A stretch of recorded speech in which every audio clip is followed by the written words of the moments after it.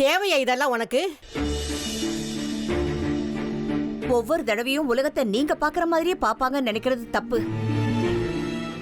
இப்ப என்ன நடந்துடுச்சு? நடந்தது பத்தலையா? வந்தவன் வாய்க்கு வந்தபடியெல்லாம் பேசிட்டு போயிட்டான். குடிச்சிட்டு வந்திருந்தானா என்னமோ, அவன் வாயை திறந்து இதுவரைக்கும் நல்ல வார்த்தையே வந்ததில்ல. சும்மா கிடந்த சங்க ஊதி கெடுத்த மாதிரி இருக்குல்ல நீங்க பண்ணது. ஏற்கனவே அவன் ஒரு சந்தேக பேய். அவன் கட்டின தாலியை வாங்கிக்கிட்டு அவன்கிட்ட கடன் வாங்கின மாதிரி ஆயிடுச்சு. இந்நேரம் மனசுக்குள்ள 1008 விஷயங்களை கற்பனை பண்ணிருப்பான். சுனிதா தாலியை கழட்டி சேகரன் கையில கொடுத்து அனுப்பியிருக்கானா, அவன் மொத்தமா நம்மள கழட்டி விட்டுட்டான்னு நினைச்சிருப்பான். எதுக்குங்க அவ தாலியை எடுத்துட்டு போனீங்க? நாங்க 2 பேரும் கழட்டி கொடுத்தோம் இல்ல. என் கழுத்துல தாலின்னு ஒண்ணு இருக்கிறது ஒண்ணுதான், இல்லாதது ஒண்ணுதான். ஏன் சொல்றேன்னா, இத கட்டின என் புருஷன் இருக்காரோ இல்லையோ. அம்மா ஏமா இப்படி எல்லாம் பேசுறீங்க? உற்சவத்துக்கு அப்பா நிச்சயம் வந்துருவாருன்னு அந்த குடுகுடுப்புக்காரன் வந்து சொன்னான்ல. நம்ம சுந்தரி கூட சச்சிதானந்தனுக்கு நிச்சயதார்த்தம் நடக்கணுங்கிறதுக்காக அந்த விருபாட்ச சாஸ்திரி கூட குடுகுடுப்பக்காரனை அனுப்பி வச்சிருக்கலாம்ல.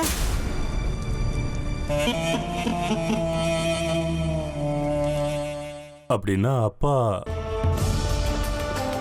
நான் இப்ப யார் என்ன சொன்னாலும் நம்புற நிலையில இல்லப்பா.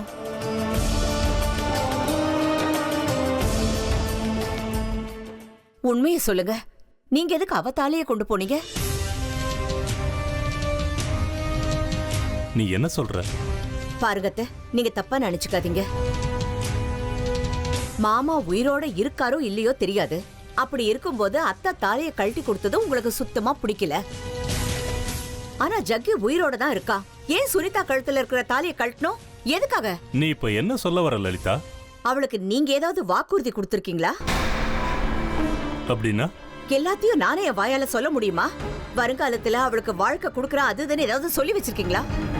இன்னொரு வார்த்தை பேசினா ஓங்கி அரைஞ்சிருவன், ஜாக்கிரதை. ஏங்க, உங்க மனசுல இருக்கிற விஷயம் எனக்கு தெரிஞ்சிருச்சுன்னு கோவப்படுறீங்களா? தயவு செஞ்சு என்ன அவ்வளவு கேவலமானவனா நினைக்காத.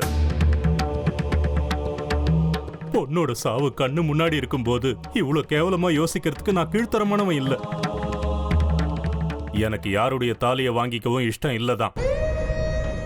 உங்க 2 பேர் தாலியும் வேண்டான்னு சொன்னவன்னா எப்படி பணத்தை புரட்டுறதுன்னு யோசிச்சுக்கிட்டு இருந்த நேரத்துல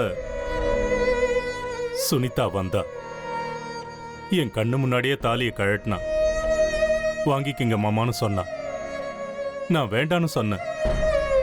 என்னை வற்புறுத்தினா அப்பவும் முடியாதுன்னு சொல்லிட்டேன். அக்காவுக்காவது நீங்க இருக்கீங்க. அத்தைக்கு மாமா உயிரோட இருப்பாருங்கிற நம்பிக்கை இருக்கு. ஆனா எனக்கு என் புருஷன் செத்துட்டான் மாமான்னா. அவளை பார்க்கும்போது கண் கலங்கி நின்னுகிட்டு இருந்தா. தைரியத்தை இழக்காதம்மா, ஜக்கி மாறிடுவான்னு சொன்ன.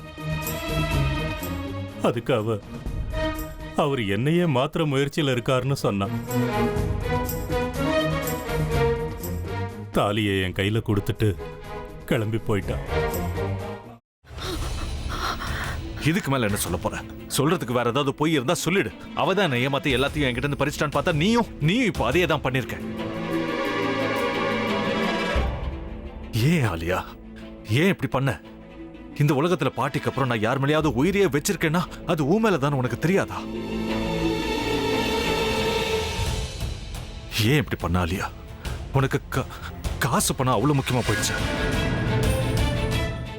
அதுக்காக நம்ம உறவை கூட மறந்துடுவியா?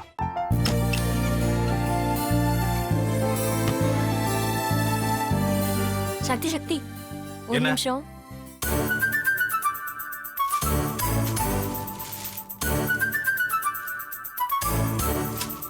இந்தாங்க. என்ன இது? உங்களுக்கு பிடிச்ச பிராண்ட் செப்பல். இது என்ன நான் தலையில வச்சுட்டு தூங்கணுமா? சரி, அதை விடுங்க. இங்க பாத்தீங்களா, டைம் பீஸ். இதோட அலாரம்க்கு தான் நீங்க டெய்லி எந்திரிக்கணும். அதெல்லாம் என் மொபைல்ல இருக்கு. முத்து,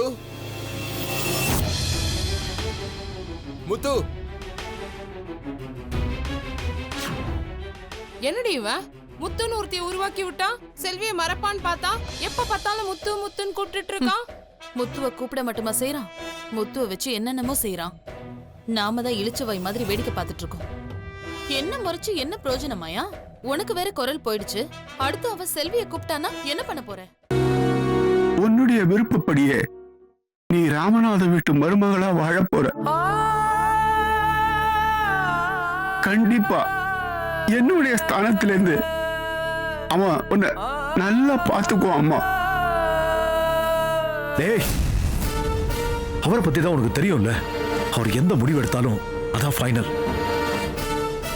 நம்ம அப்பா வேணுமா வேணாமாங்கிறத நீயே முடிவு பண்ணிக்கோ. வாடா.